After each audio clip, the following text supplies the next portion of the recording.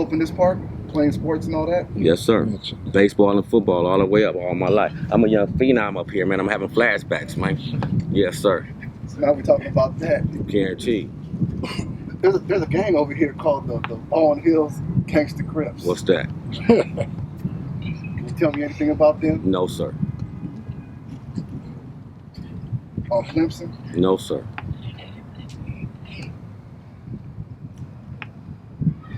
I left my notes in the house, man. I hate myself.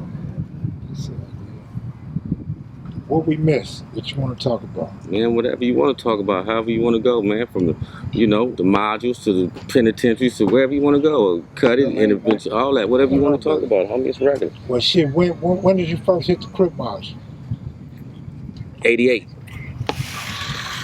So that was 4,800. We was in 4,700 at the time. Okay, 47. Yeah, we was in 4,700 in 88. Got into a little melee with the PBGs and Marvins. And they moved us in the schoolyards to 4,800. And then we was over there in 4,800. Then we left 4,800 and marched over to 2123. I was there through that whole process. So you opened up 2123? Yes, sir. I opened up 2123. How long you stay in there before you went to the pen? We was there almost 2 years. You tell me about this guy? Man, don't do me like that.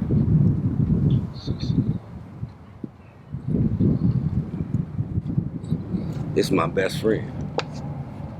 It's a little diamond. Yeah.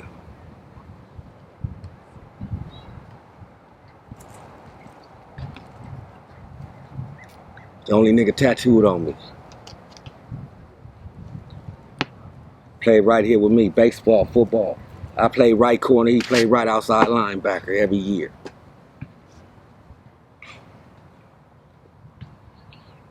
Y'all, this park right here, y'all played other parks, huh? Wilshire and all that? Yep. Yeah. This park and recreation? Mm-hmm. So look, when you get into this peace treaty non-profit thing, what are some of the gangs that you help work with to solve problems? Man, I got a line on every tribe, like being honest, homie. It's a gang, same. It's the same protocol that we had in the system. G's from everywhere that's out here, and like right now, they letting a lot of the real homies out. So, we dialoguing and communicating, homie, trying to find ways to, put out small fires. But then again, it's an uphill battle, man, because you got so many youngsters out here right now, man, that really don't have no understanding and guidance, man, due to a lot of different politics, man. All the niggas is out the way, in prison, all that. So, it's a lot of different dynamics, man, that, abstain us from really being great, man. We our worst enemy, homie, as black people. So that's the thing that we have to learn to understand, to overcome. We born kings and queens, but then we're taught to be thugs and hoodlums and bitches and hoes.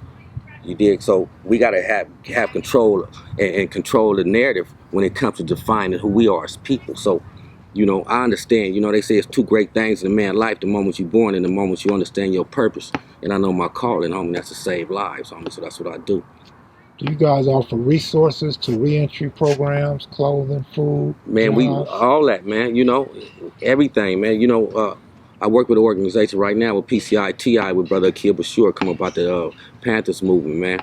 We at the first Black Fire Station in LA, the Centurion on Vernon and Norman. We train intervention, prevention protocols, guidelines, safety protocols, how to access resources out your communities and all that, man. So we train a lot of the homies in the city to get, before they can get certified in intervention, to professionalize the work that they do. So I'm one of the key facilitators and part of the leadership team over there. Good shit.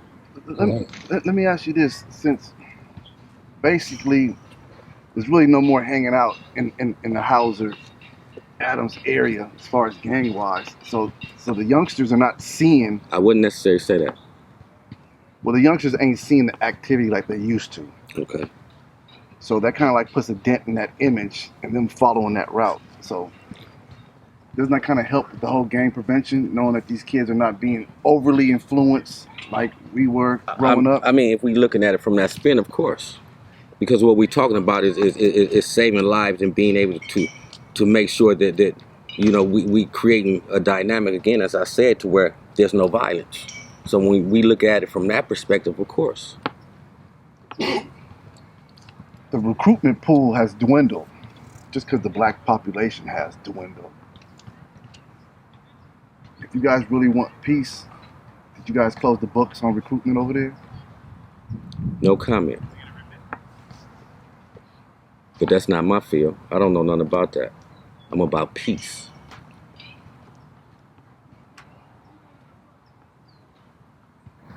Do you know Rocchead from Compton? Nah, I don't know that dude, man. Why you even ask me that, man? Yeah, I know Rocchead, man. Where you know that character from, man? Man, Rocchead is a dude, when we talking about the history of this movement, is a cat that's well respected in our movement. And also somebody who took a stance for something on many different levels. You know, we can talk about how, you know, and I don't mean he put me in that situation, but how the death of his daughter could have put him somewhere else. And then the alliance that God put on his heart with Jim Brown, to where he become revolutionary and changing the movement with me, how I met him from changing lives, working with the Amer-i-can curriculum, a 15-chapter curriculum dealing with the responsibility of self-determination. So, yeah, I know Rocchead. Give me a message to the youth, man. How can we get some of these youth to see, like you, me, Rocchead, everybody, we learn late to do right later. How can we get these youth, or do you have a message to the youth to get them on the right path earlier than yourself or me and some of the others? Well, in short, in order to change the output, you got to change the input. And that's why I salute Jim Brown so much, man, because that curriculum changed my thinking. And as I said a minute ago, like, we're born to be kings and queens, but we taught to be niggas and bitches and hoes and all that. We have to lead by example first off, because they don't really listen to what we say, they watch what we do. We got to get individuals of like minds to come up out the house and take a stance and take control of what we stand for. You know, and that's why so many different things was created, to create a nexus of discipline and structure amongst individuals. But that's one of the things that's lacking amongst us. There's no accountability for these cats out here, man. So a lot of cats are scared of their little homies. It's a lot of different stuff, bro.